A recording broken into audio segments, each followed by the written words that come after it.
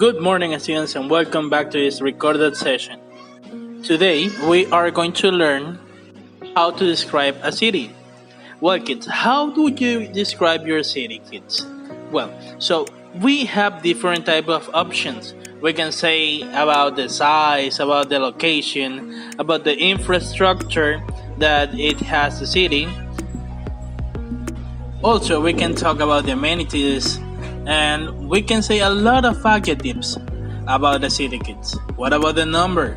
Well, kids, so we have a lot of types of things to describe a city. Well, let's start with the size, kids.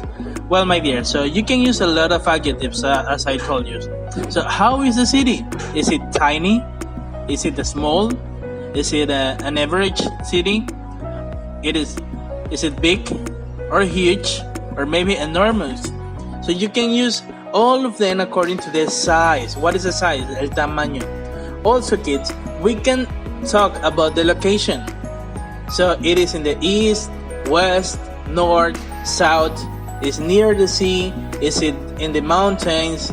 Well, kids, what do you think about your city? So what is the location of your city, kids? That is a good question. Also, kids, we can learn about the infrastructure, kids. When we are talking about the infrastructure, we say that it is about the things that has the city. For example, the bridges, the highway, if it has a harbor, if it has a train station. Well, here in Guayaquil, we have metro stations, right? So, and also we have bus stations and cycle tracks.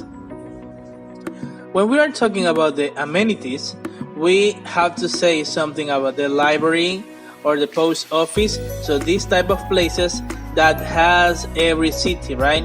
So markets, schools, hospitals, those are called amenities.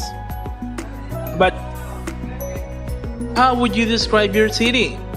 Well, kids, there are a lot of adjectives, as I told you, and you can say if your city is attractive or maybe crowded. When we are saying about crowded, we say about the people at the style, right? So is it old? Is it a modern city? Is it safe? ¿Es segura? Is it calm? ¿Es calmada?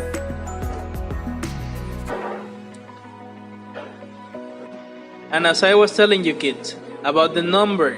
Well, when we are saying about the numbers, we have to say about the population, right? So this is about like geography, right? The surface area. You can say also the important days of N, las fechas importantes. Also about the numbers of schools that your city has, the monuments, and also the museums. What about the markets, the malls? How many malls are in your city?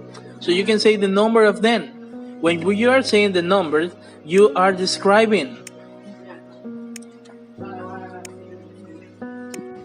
There are some words that could represent each city. For example, we can say cosmopolitan cities when we have that place that are too busy, those places that are too busy, and usually with inflated prices, okay, like New York. Then we have the thriving cities. So the thriving places are very lively, very active, or very well located.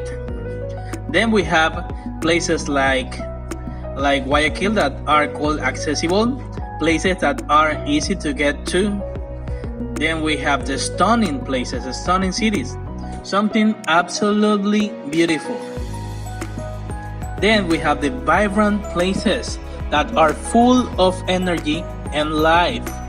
And then we have the quaint places that are attractively odd or old-fashioned, like cities like Roma, like in Italy, right?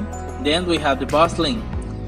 Those places are full of people, trade, and business which is active all day, like Manhattan. Well, kids, I have to say thank you and goodbye.